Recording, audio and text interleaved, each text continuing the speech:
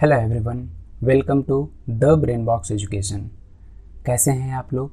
I hope you all are fit and fine. One word substitutions का ये 12th part है। आप connect हो सकते हैं मुझसे इंस्टाग्राम, टेलीग्राम, फेसबुक, ट्विटर और यूट्यूब पे। First word is illegible. Illegible means incapable of being read. ऐसा वर्ड जो इस तरह से लिखा गया है, धुंधला लिखा गया है कि आप उसे पढ़ नहीं सकते। बैडली रिटन और printed, unclear that you can not read it. ऐसा वर्ड जो इस तरह से लिखा गया है, इतने बुरे तरीके से लिखा गया है कि वो पढ़ना मुश्किल है, तो उसे बोलेंगे हम illegible. Illegible means incapable of being read. इस तरह का लिखा होना, धुंधला लिखा होना या फिर इतने बुरे तरीके से लिखा होना कि आप उसे नहीं पढ़ सकते हैं।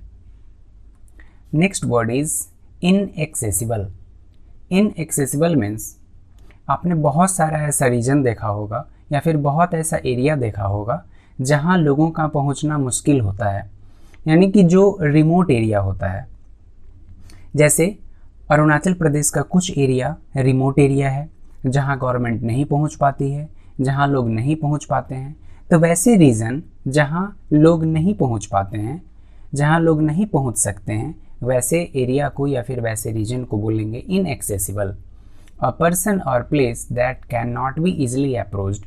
ऐसा जगह जहां आसानी से आप नहीं जा सकते, तो ऐसी जगहों को बोलेंगे इनएक्सेसिबल।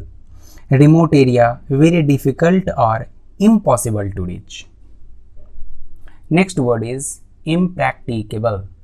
इम्प्रैक्टिकेबल, इम्प्रैक्टिकेबल मीन्स ऐसा काम जिसे प्रैक्टिकली किया जाना मुश्किल होता है। जैसे बहुत सारा ऐसा काम है, जैसे अगर गवर्नमेंट ऐसा प्लान कर रही है कि अपने कंट्री में हम सभी लोगों को रिच बना सकते हैं, तो ये प्रैक्टिकली इम्पॉसिबल सा लग रहा है।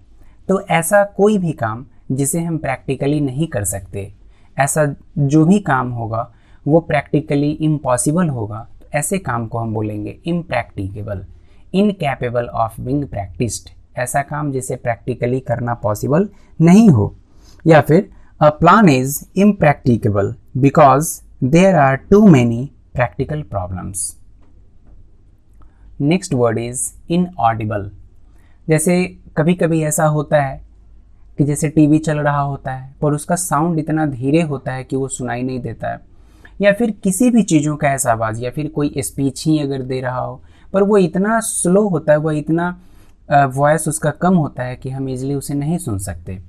तो वो वॉइस कैसा होगा या फिर वो स्पीच कैसा होगा? Inaudible means a sound that can not be heard. ऐसा साउंड जिसे सुना नहीं जा सके, तो उस साउंड को हम क्या बोलेंगे? Inaudible. Next word is incorrigible. Incorrigible, incorrigible means incapable of being corrected. ऐसा कुछ भी जिसे करेक्ट नहीं किया जा सकता है, उसे बोलेंगे इनकरेजिबल। इररिपेरेबल, इररिपेरेबल मीन्स कि इनकैपेबल ऑफ बीइंग रिपेयर्ड। ऐसा कोई भी चीज़, ऐसा कोई भी सामान खराब हो जाना या फिर कोई रिलेशनशिप खराब हो जाना, तो ऐसा कोई जैसे टॉय है वो टूट गया या फिर जो खिलौना है वो टूट गया, तो उसे फिर से रिपेयर नहीं किया जा सकता है। तो ऐसा कुछ भी जिसे फिर से रिपेयर नहीं किया जा सकता है, उसे बोलेंगे इररिपेरेबल, इनकैपेबल ऑफ बीइंग रिपेयर्ड। और जो हो सकता है, जिसको हम फिर से बना सकते हैं, उसका रिपेयर कर सकते हैं, उसको बोलेंगे repairable. Indelible, indelible means a mark that can not B erased. Means कि जैसे आपने देखा होगा कि कोई लोग अपने बॉडी पे टैटू बनवाते हैं, तो वो एक ऐसा निशान होता है जो रिमूव जिसको नहीं किया जा सकता, तो उस मार्क को बोलेंगे क्या? इंडेलिबल। वो एक ऐसा मार्क है जिसे रिमूव नहीं किया जा सकता। A mark that can not B erased, जिसे इरेज नहीं किया जा सकता, ऐसा कोई भी मार्क। जैसे अगर कहीं कट जाता है तो वो एक ऐसा एक मार्क बन जाता है जिसे मिटाया नहीं जा सकता है, जिसे इरेज नहीं किया जा सकता है, तो उसे बोलेंगे इंडेलिबल। कोई भी ऐसा mark, a mark that can not B erased. Next word is infallible. ये वर्ड दिख रहा है फॉल जैसा, FALL, पर आप इसे पढ़ेंगे इनफेलिबल। ये फेल से बना है। फेल मीन्स कि ऐसा कोई भी पर्सन जो फेल नहीं हो सकता, जो मिस्टेक्स नहीं कर सकता, उसे बोलेंगे infallible. One who is free from all mistakes and failures, जो फेल नहीं हो सकता, जो कोई मिस्टेक्स नहीं कर सकता, ऐसा कोई भी पर्सन जिसे हम बोलेंगे infallible. One who is free from all mistakes and failures, ऐसा कोई भी पर्सन जो न तो कोई गलती कर सकता है और न कभी फेल हो सकता है, उसे बोलेंगे infallible. Next word is inedible. Inedible means आपने इससे पहले मैंने पढ़ाया भी है एडिबल। एडिबल मीन्स कि फिट टू ईट, जिसे खाया जा सकता है, और inedible means not fit to eat, जिसे नहीं खाया जा सकता है। Next word is inflammable. आपने कभी जब बाइक पे गया होगा, कभी रोड पे या फिर ट्रांसपोर्ट से कभी जा रहे होंगे जब आप, तो आपने ये देखा होगा कि जो पेट्रोल का जो टैंकर जा रहा होता है तो उसके पीछे लिखा गया होता है हाईली इनफ्लैमेबल। क्यों लिखा गया होता है? क्योंकि पेट्रोल क्या है, वो तुरंत उसमें आग पकड़ लेता है। वो उसमें क्या होता है, ईजिली कैच फायर ईजिली, बहुत आसानी से उसमें आग पकड़ लेता है, तो इसलिए उसको बोलते हैं इनफ्लैमेबल। तो आप पेट्रोल को क्या बोलेंगे? इनफ्लैमेबल।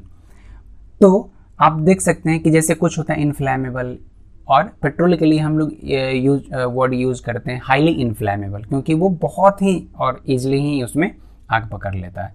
तो inflammable means inflammable. Inflammable means liable to catch fire easily. ऐसा कोई भी चीज़, ऐसा कोई भी वस्तु जिसमें आसानी से आग पकड़ ले, तो आप उसे बोलेंगे इनफ्लैमेबल, जैसे petrol. Next word is inevitable. Inevitable. Inevitable means that can not B avoided. That can not B avoided means कि ऐसा कुछ भी जिसे टाला नहीं जा सकता है, जो होना है वो होके ही रहेगा। जैसे डेथ, तो डेथ को क्या बोलेंगे? इनएविटेबल। तो उसे आप एवॉइड नहीं कर सकते, वो होना है और होके रहेगा। ठीक है, तो डेथ क्या हुआ? Inevitable, that can not B avoided, like death. Indispensable. Indispensable means कि ऐसा कुछ भी जिसके बिना आप कहीं नहीं जा सकते। जैसे अगर किसी पर्सन को अस्थमा है, आप जानते हैं कि अस्थमा में इन्हेलर जो होता है वो कितना इम्पॉर्टेंट होता है साथ रखना और इन्हेल करना।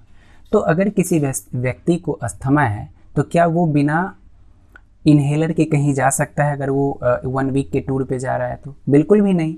तो वो जो इन्हेलर हुआ वो उस व्यक्ति के लिए क्या हुआ? इंडिस्पेंसिबल हुआ। क्यों? क्योंकि वो व्यक्ति उसे अलग नहीं रख सकता है, उससे अलग वो नहीं हो सकता है। अगर वो कहीं टूर पे जा रहा है 1 वीक के लिए तो उसे वह लेके ही जाएगा। तो ऐसे सामान को बोलेंगे या फिर ऐसे वस्तु को बोलेंगे indispensable. That can not be dispensed, जिसे with removed. That can not be dispensed with और रिमूव, ऐसी वस्तु जिसको आप खुद से अलग नहीं रख सकते हैं, ऐसी वस्तु को बोलेंगे इंडिस्पेंसिबल। और मैंने एक एग्जाम्पल दिया, अगर किसी व्यक्ति को अस्थमा है, टीबी है, तो फिर क्या? तो फिर वो उससे अलग होके, इन्हेलर से अलग होके नहीं रह सकता या फिर कहीं नहीं जा सकता है। Next word is interregnum. Inter का मीनिंग होता है बीच में, दो चीज़ों के बीच में, जैसे इंटर रिलेशनशिप, दो लोगों के बीच का रिलेशन। तो वैसे ही ये interregnum.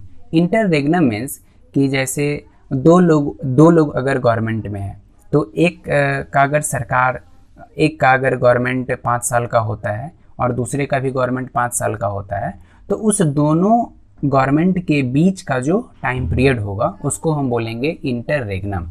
A period of interval between 2 regimes and governments. दो सरकार के बीच में जो टाइम पीरियड होता है उसी को बोलेंगे इंटररेग्नम। इंटर मीन्स बीच में, और रेग्नम, रेग्नम जो वर्ड बना है वो रेग से बना है। रेग जो वर्ड है वो राइन से बना है, REIGN, राइन। राइन मीन्स होता है कि टाइम पीरियड, जैसे किसी पावर में रहना, किसी राजा का या फिर किसी रूलर का। ठीक है, तो उस दो के बीच का जो टाइम पीरियड होता है, दो गवर्नमेंट के बीच का जो टाइम पीरियड होता है, आप उसे बोलेंगे interregnum. Next word is intelligible. Intelligible means कि दैट कैन बी अंडरस्टूड। ऐसा कुछ भी लिखा हुआ होना या फिर ऐसा कुछ भी होना जिसे आप समझ सकें। जैसे अगर कोई व्यक्ति बोल रहा है, ठीक है, तो अगर बोल रहा है तो वो किसी चीज़ों को प्रिसाइज वे में बोल रहा है, काफ़ी डिटेल करके बोल रहा है, किसी चीज़ों को समझा रहा है, तो आप उसे समझ पा रहे हैं। अगर आप उसे समझ पा रहे हैं तो वो आपके लिए क्या हुआ, इंटेलिजिबल, मीन्स कि आप उसे समझ रहे हैं। दैट कैन बी अंडरस्टूड, आप जिन बातों को समझ रहे हैं, आप जिन कॉन्सेप्ट को समझ रहे हैं, तो वो कॉन्सेप्ट आपके लिए क्या हुआ, intelligible. Lunar, lunar means he होता है मून, ऑफ द मून, जैसे lunar Eclipse, lunar tides, lunar calendar. तो लूनर मीन्स ही होता है मून। तो लूनर जो वर्ड बना है वो लूना से बना है, और लूना ग्रीक माइथोलॉजी में देवी को बोलते हैं, जो कि लूना देवी जो होती है, जो गॉडेज होती है, वो जैसे हम लोग बोलते हैं ना चंद्रमा या फिर चंदा मामा, तो इस तरह से वो ग्रीक माइथोलॉजी में लूना गॉडेज ऑफ मून होता है। तो लूनर मीन्स मून से रिलेटेड, ठीक है, लाइक लूनर इक्लिप्स। अगर आपने इस लेक्चर को अच्छे से सुना है, कॉन्सेंट्रेट होकर सुना है, तो ये 5 क्वेश्चन हैं, आप इससे ज़रूर अटेम्प्ट करें, और अटेम्प्ट करने के बाद आप खुद को एनालाइज करें कि आपने इस लेक्चर को कितने अच्छे से सुना है और कहाँ आप में इम्प्रूवमेंट करने की ज़रूरत है। ये लेक्चर आपको कैसा लगा यह आप मुझे कमेंट करके ज़रूर बताएं। मेरे लेक्चर में जहाँ कहीं भी कमी होगी मैं उसे ज़रूर इम्प्रूव करने का प्रयास करूँगा। और आप किस सब्जेक्ट पे वीडियो चाहते हैं, कौन सा कॉन्सेप्ट आप समझना चाहते हैं, कौन सा कॉन्सेप्ट आप पढ़ना चाहते हैं, वो आप मुझे ज़रूर कमेंट करके बताएं, मुझे खुशी होगी। That's all, thank you and God bless you all.